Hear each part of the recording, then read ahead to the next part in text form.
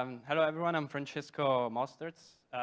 Actually, I think the names got swapped, but anyway. In these 10 minutes, we have just 10 minutes, so I'm going to go very quick, and I want to show you something that I think is very informative, and we're going to try to see what is the effect of pre-confirmation on validators, and particularly their yield, right? But before doing so, I wanted to give a bit of a high-level overview of what are pre-confirmation and what we aim to do with them.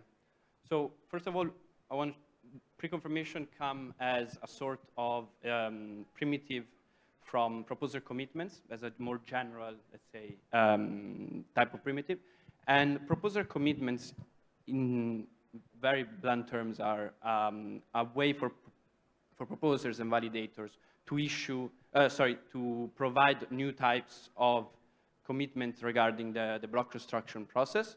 And with Bolt, the software that we're trying to build, we want to sort of enable this. So Bolt is a software that stays that is run by the proposer themselves and allows them to issue this inclusion pre-confirmations. Bolt is fully permissionless, meaning that there is no centralized gatekeeper.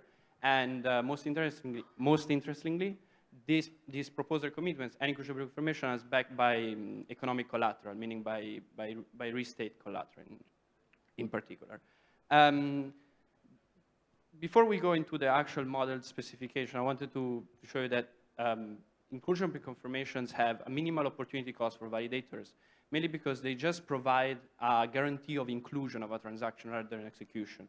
And on top of that, they have this quality but also limitation, because they're not really suitable for state contentious transactions. So at Chainbound, we believe that inclusion pre-confirmation are mainly going to be used for non-DeFi related type of activities. So it could be other payments, transfers, and another sort of actions, which we're going to explore later. So very quickly, like inclusion, I'll give a very quick rundown of how it works. An inclusion information from a user is a request of saying, please include this transaction, and the proposer returns sort of an instant response saying, yes, I will include it. Obviously, the proposer needs to do it in a way that he makes money, right? So he's going to say, is this, out of many constraints, are you paying enough for me to do this in a way that I'm going to make more money rather than just sending the transaction to the mempool and getting it included once the block gets produced.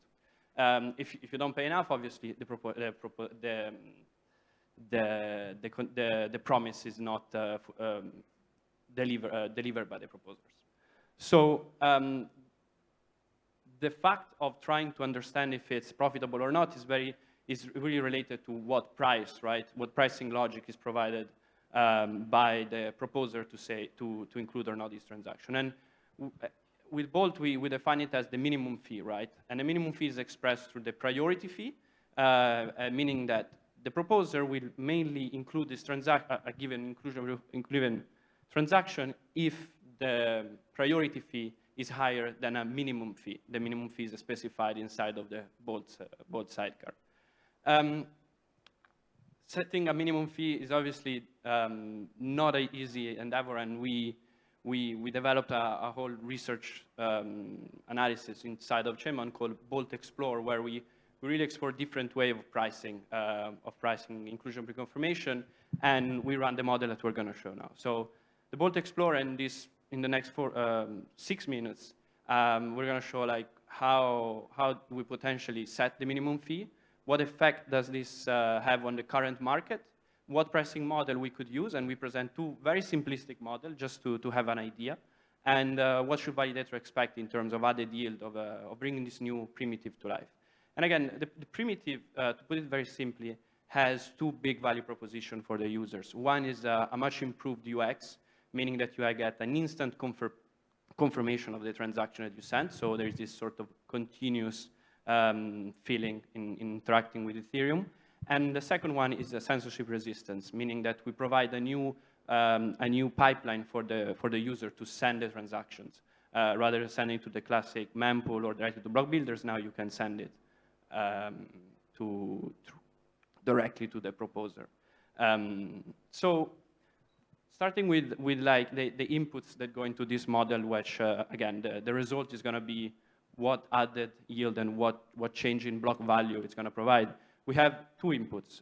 One are transactions, and in this case, we take the last 20 days of finalized transaction. And the second one is a qualitative inputs, which we say, like, out of all the transactions that have been validated in the last 20 days, which one are pre-confirmable? As we said, a pre-confirmable transaction is mainly a non-state contentious transaction.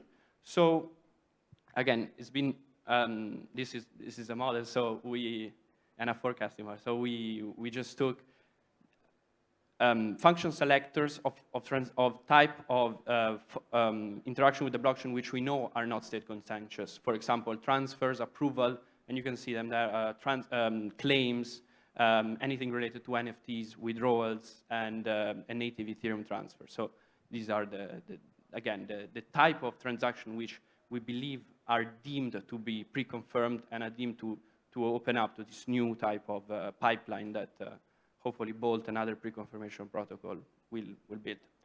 So the model, first of all, let's take like what is before and then after, right? Before, we have a current market where we see that there are around 60% of transactions, given the heuristic that we showed before, that are pre-confirmable. It's a big TAM, it's a big target of addressable market, and that's really why we are excited to build this sidecar. And on top of that, what are these 60% of transactions currently paying?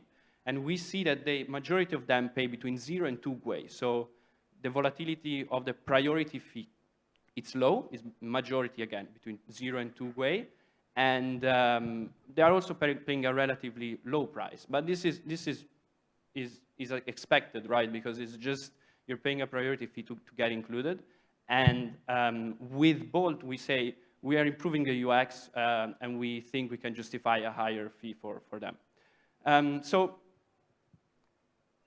the two models that we're going to present now, one is a fixed fee and another one is a variable fee, the mean fee that we presented before. And a fixed fee mainly says, at config time, the proposer is going to set a set fixed priority fee, and if it's higher than that, he's going to issue the pre-confirmation. If it's lower, he's not.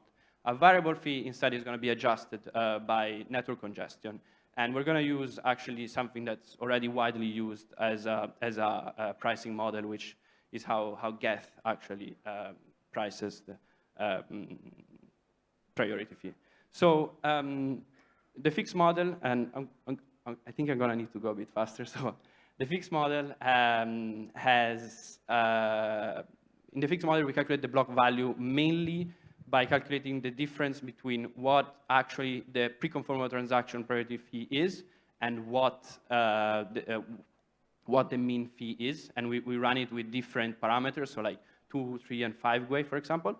And then we calculate the difference in every block for the last 20 days.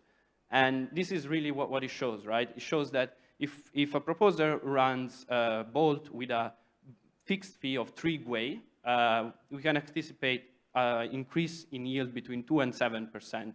Sorry, not in yield, in block value.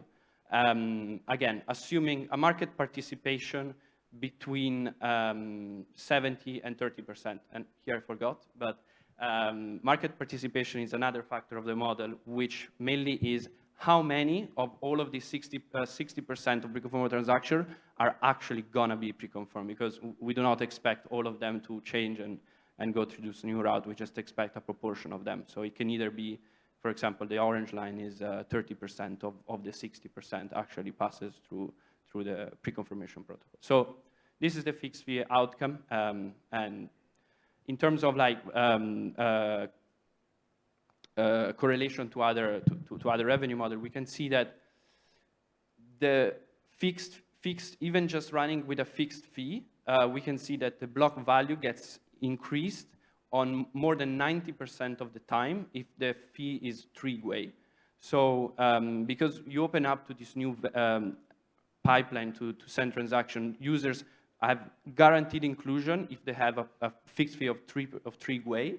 Therefore, we need to account also for that on the positive and the negative, because some users are going to charge a higher, used to charge a higher fee, and now they can pay a lower fee and have guaranteed inclusion. So in this case, with this graph, I just want to show that in 90% of cases integrating with Bolt, with a fixed fee of 3 GUI would yield a higher block value than before.